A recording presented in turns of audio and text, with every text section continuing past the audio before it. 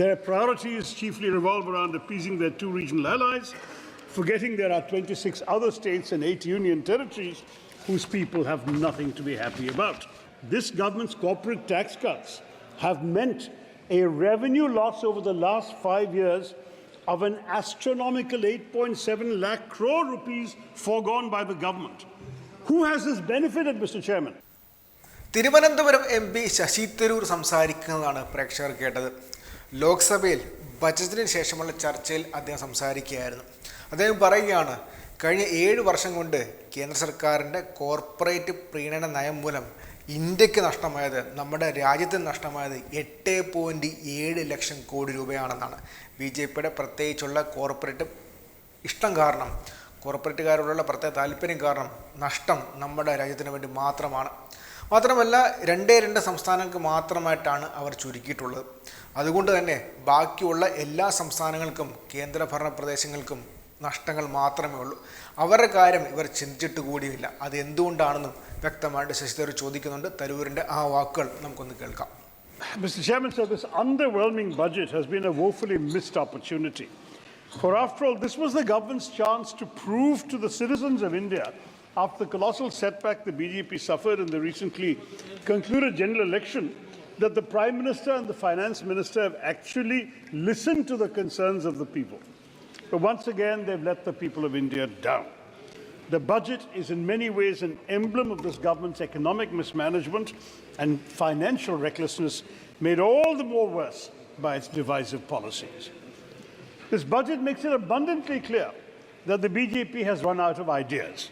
Rather than being a vision statement of the economic future of the country, this budget is an illustration, as has been pointed out by many, of their politics.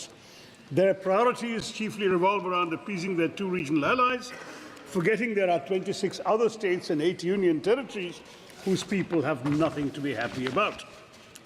But even out of those two, the people of Andhra Pradesh have much less reason to be happy at the supposed allocations made to their state in the budget. The budget only commits to arranging 15,000 crores towards the development of Amravati. This is not an allocation. It merely entails the facilitation of loans by the centre from multilateral development organizations to your state. Instead of amounting to a form of financial support from the centre, this commitment will only add to Andhra's existing debt burden. The other promises made, of course, are the very ones broken in the NDA's first term. One only hopes that another no-confidence motion will not again have to follow. Now, 4 other states have received the government support for natural calamities, all NDA rule states, Bihar, Assam, Sikkim and Uttarakhand. On the other hand, India alliance states find themselves cast out and ignored. Indeed, Karnataka, Tamil Nadu, as well as my home state of Kerala, have time and again sought funds for natural calamities, from cyclones to rapid coastal erosion, and they've got none. Bihar received 26,000 crores for its highways, but Karnataka had sought and got nothing for the critical road infrastructure projects in Bangalore. For the government of India, it seems some states are more equal than others. Now, this inclination to bias is not limited to state allocations either.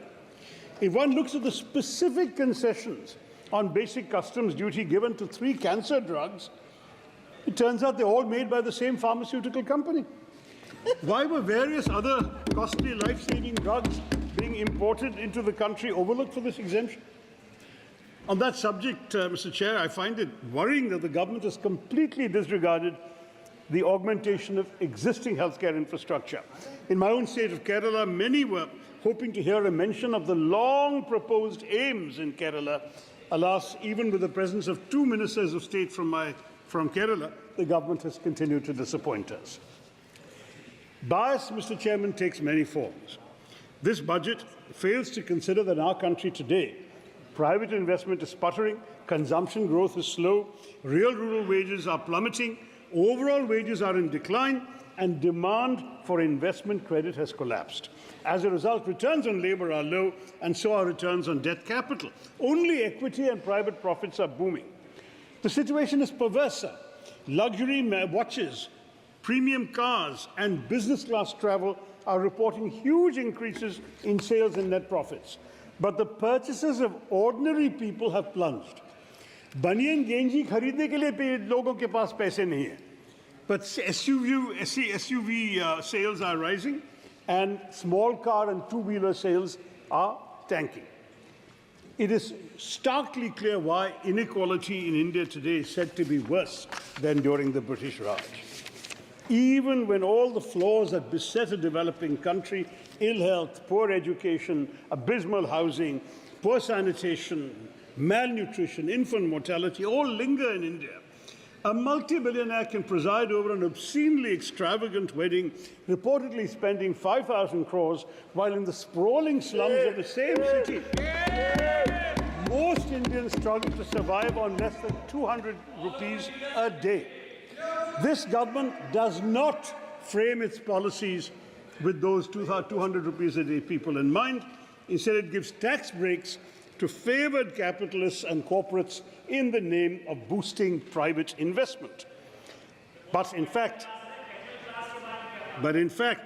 this government's corporate tax cuts have meant a revenue loss over the last 5 years of an astronomical 8.7 lakh crore rupees foregone by the government. Who has this benefited, Mr. Chairman?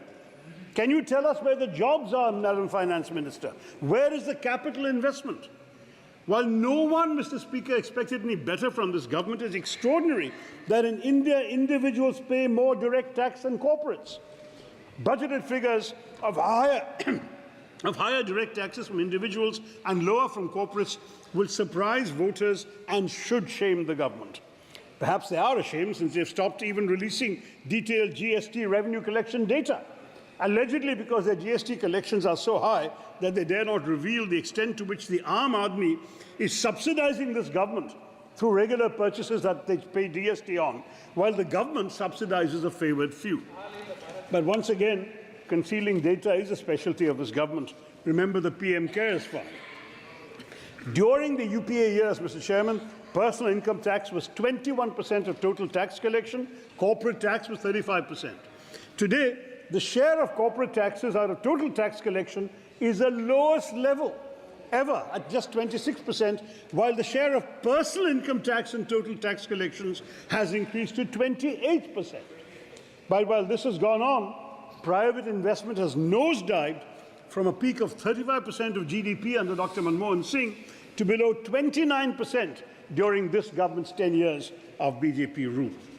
So the corporate tax cut has put over 8.7 lakh crores in the pockets of billionaires, while the middle class and the Aam Aadmi continue to bear the weight of heavy taxation.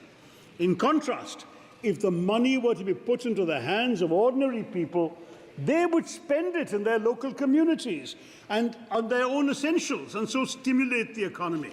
It would be a matter of spending on roti, kapda or makan rather than on the pockets of those who happen to support the BJP. So I want to point out to the Honourable Finance Minister, in her absence, of course, that 1/3 of our population lives under 100 rupees a day. And if we are to have a budget that addresses their needs, we must pay attention to those crucial sectors of our economy that are conspicuous in their absence from this budget.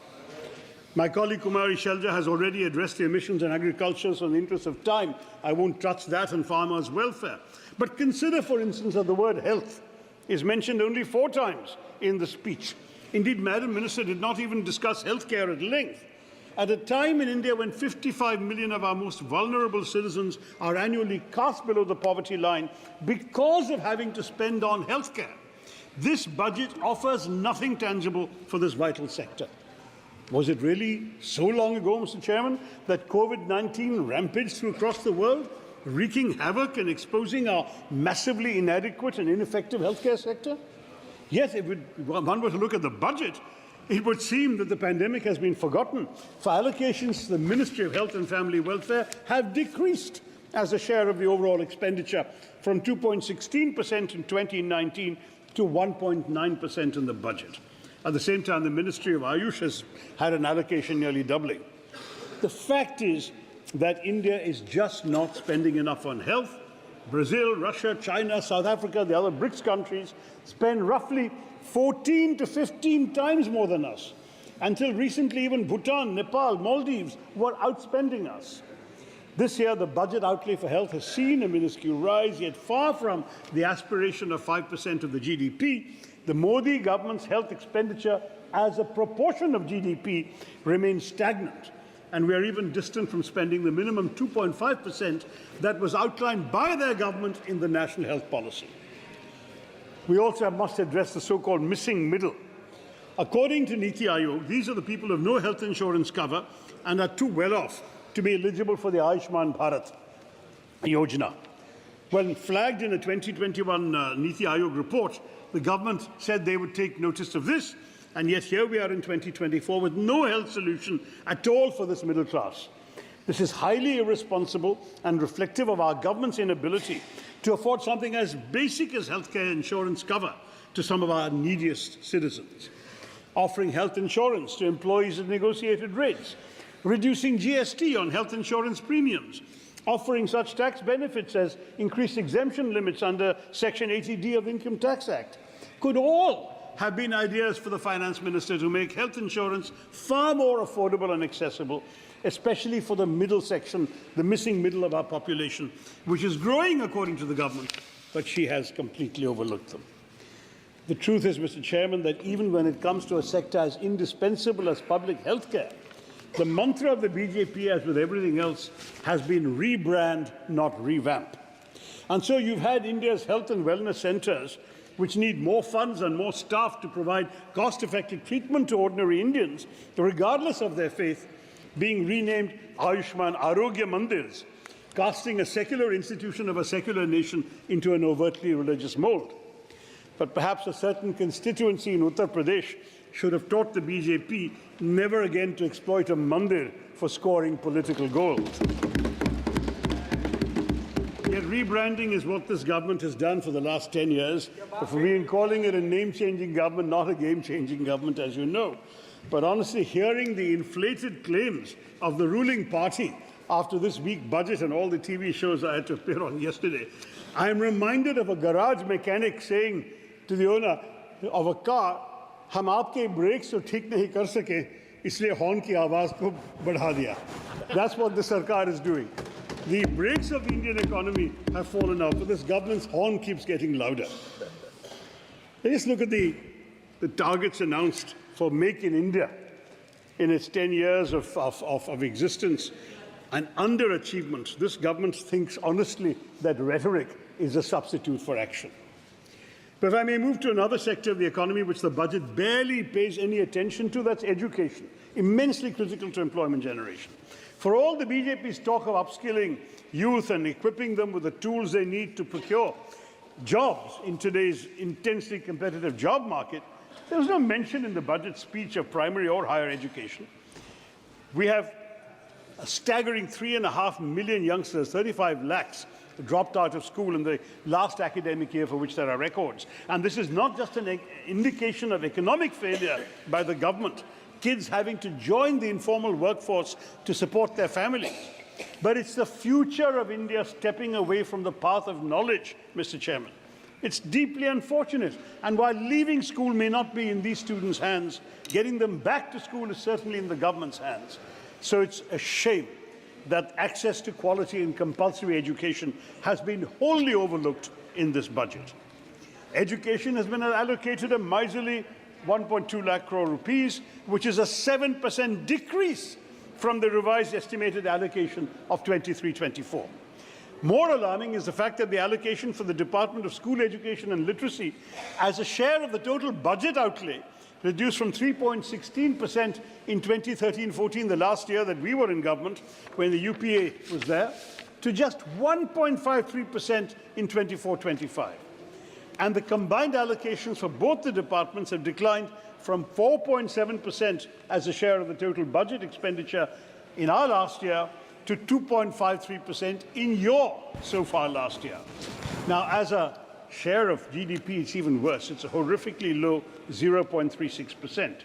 The government's own new education policy of 2020 recommends that the education budget should be 6% of GDP. Now, Mr. Chairman, if this Modi government cannot even meet the goals that they set for themselves, then what can we expect of them, Mr. Chairman?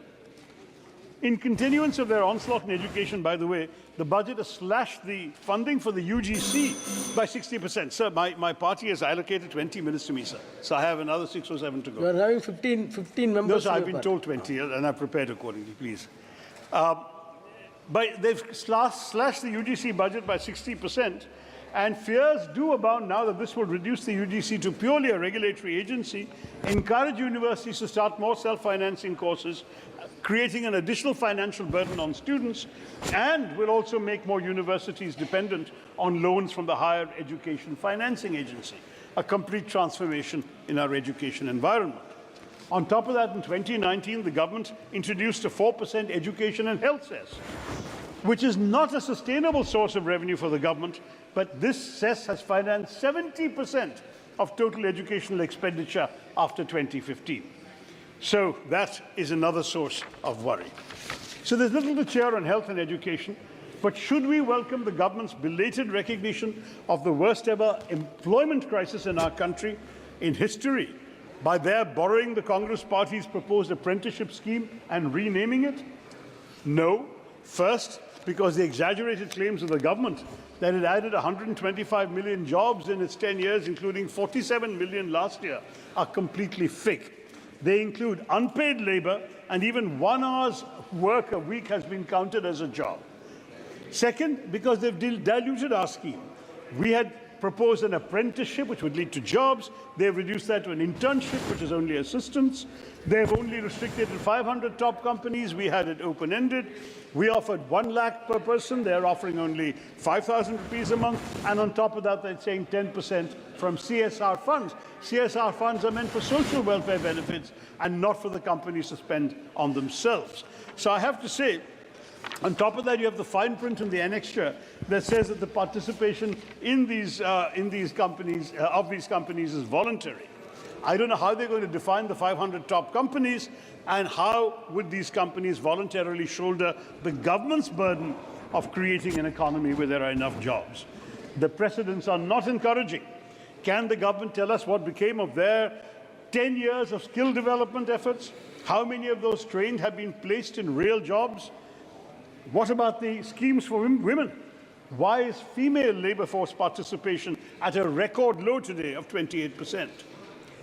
मगर चलिए सभापति जी, बहुमत हारने के बाद BJP तो हमारे सुझाव मानने लगी, ये तो अच्छी बात है अगर इससे भारत की भलाई हो जाएगी. But it's amusing to me that the BJP had to lose its majority in parliament before they became receptive to effective suggestions from the opposition. Let me immodestly point out that it was I who, in the Lok Sabha on 10th of March 2016, asked the late Finance Minister Shri Arun Jaitley to reduce or remove angel tax in order to strengthen the startup ecosystem. And I'm glad to see that 8 years later, a finance minister has heeded my words and abolished it. So, chalo der aaye, durust aaye. But I have to say that the finance minister's rosy claims on FDI are belied by facts. FDI as a ratio of GDP has in fact collapsed from an average 2% of GDP to 0.5% of GDP last year, the lowest in a decade. One big reason for stunted private investment is the heightened risk perception of the Indian economy. Foreign companies actually pulling money out of our country. Some $44.4 billion have been pulled out in 23-24. And actual FDI, that is investments minus what they take out, has fallen to 26 billion, which is a 37% drop, according to RBI data, and the lowest number since 2006-07, when the UPA was in power. Similarly, the government's disservice of removing indexation benefits under the long-term capital gains tax is unforgivable, because countless members of the middle class worked tirelessly for years to be able to afford a house or make an investment in real estate to secure a pakka house for their families, and it's no longer a viable investment because you no longer can index the appreciation of that value to inflation, and you will pay a much larger sum as a result. In this example, a couple of minutes more, sir. In this example, we are looking at the government taking more taxes out of the pockets of the middle class, out of people who might even end up losing money in the course of buying and selling a property, which may be the only one that they can afford. So the real worry with all of this is that you're going to see a strong resurgence of cash transactions in purchases of property. It'll bring the real estate economy back into the deadly fold of black money. So much for na khaunga na khane dunga. I must say, sir, the government keeps boasting of capex and infrastructure, but the fact is that, and it even says it'll create jobs in the tourism sector because of this. But the truth is, how can you create jobs or strengthen tourism when your refusal to reduce GST in hotels has made India amongst the costliest destinations? You exhausted 20 minutes already, including, sir. please. Or indeed boost tourism when everything in the infrastructure we're seeing is collapsing. Terminal 1 in Delhi, the roof has collapsed. Rajkot and Jabalpur, the canopies have collapsed. 5 bridges have fallen in Bihar last month. And Mumbai's Trans-Harbour Link, which was inaugurated by the PM in January of this year, has developed cracks, sir. So what the finance minister ought to do is allocate resources to fix our infrastructure rather than boasting about the tourists it will attract. I'm going to wrap up, sir, with just one sad comment further before I conclude, which is the accidents and the failure of the government to implement its own Kavach that it's been talking about. We've had grisly and ghastly railway accidents, but the Kavach system has only utilized less than half of the money allotted to it in the last budget, and only 1% of the total amount of railway lines that are supposed to have been equipped with Kavach have been equipped. So this is pretty shameful, and the budget has glossed over it. Nor did the finance minister mention Manrega, which has been mentioned by others, so I can just say in one sentence that demand keeps going up, but the Modi government keeps reducing its allocations to this. And it's the allocation they've requested now is far short of the amounts requested and required to meet the demands. On top of that, they've deleted job cards. 267% of more job cards have been deleted this year, and the new Aadhaar-based payment system has left 8 million active workers ineligible for payment. This is supposed to be something to help the rural poor. It's actually hurting them, sir. Let me conclude by saying that this budget is a do-nothing, claim-to-do-everything exercise. No matter how much the government ratchets up the mythic vision of a Viksit Bharat and its rhetoric, this is not a budget for a Viksit Bharat. It's a motley collection of schemes without an analytical framework or a coherent spending plan, and no pathway to achieve the boasts and rhetoric of either Amrit Kal or Viksit Bharat.